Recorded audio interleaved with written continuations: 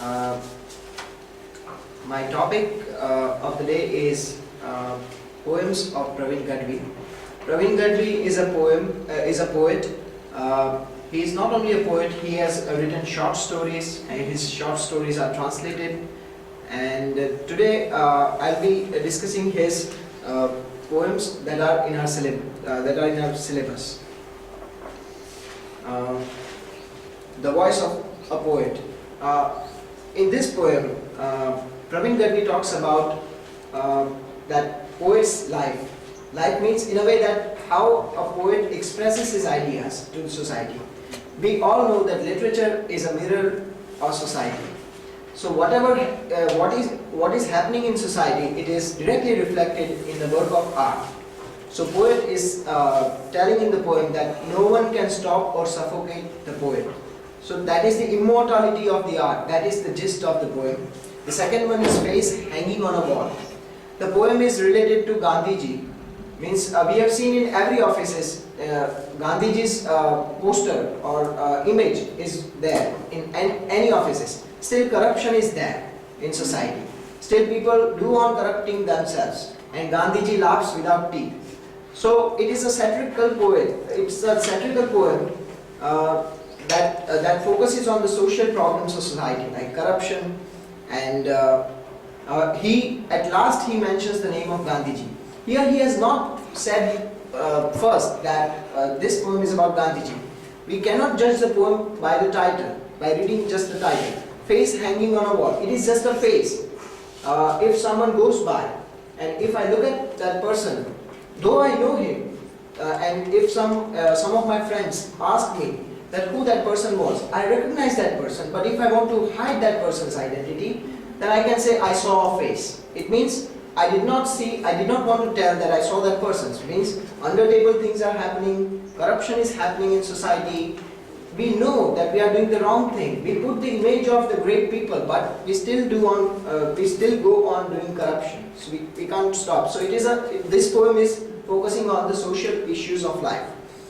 And Bamyan Buddha, that is that poem I'll be talking in detail.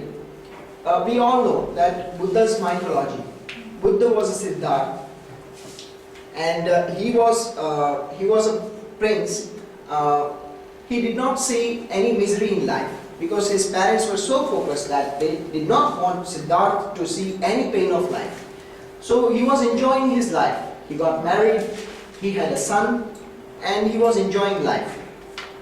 Here, Praveen Gadhavi goes back to the mythical image of Buddha.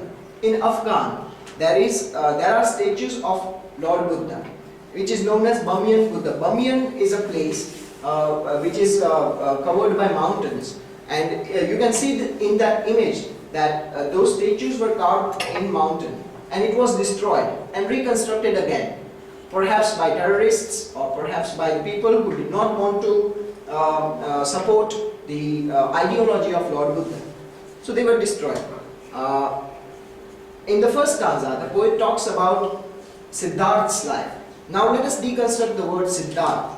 Siddha, Artha. Siddha means achievement, accomplishment, and Artha means goal or any target. So the person who seeks for the target is Siddhartha. Who has already achieved the target is Siddhartha. I had left living gold, gems, pleasures of life, keeping Rahul his son, weeping and Yashodhara sleeping. When Siddhartha left the palace, his son was sleeping, and his son was weeping and wife was sleeping. He left the palace. I had left kicking silver glasses of wine. He left all the pleasures of life. So the poet talks about the real existence of life, that who really we are. And this poem is, if we read this poem superficially, we will come to know that this poem is just about Siddhartha's life, but it is not so. It talks about that you cannot, it's about the immortality of literature, immortality of art. You cannot simply suffocate a poet. You cannot simply, if you focus on a poem, then it is a lifelong work. Shakespeare was not born by birth. Shakespeare was born by his creation. Shakespeare is in his sonnets, is in plays. The same way, Praveen Gadhavi has wonderfully explained the Buddhist mythology in a poetic way. Though the rhyme, the words arrangement, a semantic field of words, it's not in the British format, means in sonnet or any prescribed format of a poem.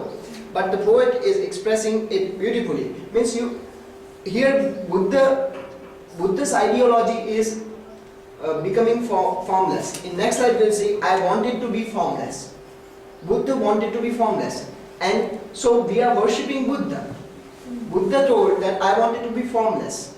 He left everything to be formless. And we are worshipping Buddha's form. So it is how stupid that idea is. We are seeking God in idols only. So Praveen Gadhavi is sarcastically commenting on the people who are destroying the statues of Buddha. If Buddha would have existed, then Buddha would have surely given terrorists one hammer and told them, break it once more. Because you are supporting the ideology of Lord Buddha by destroying his forms. Because that is what Lord Buddha said. That even if you destroy my forms, that is what I am seeking for. We are formless, who we really are. So that is the poem. Now you see both are blind by birth, those who are chiseling my statues and destroying with golden ornaments, and those who are destroying my statues. So that is what I have already concluded. So that's it from my side. Thank you so much.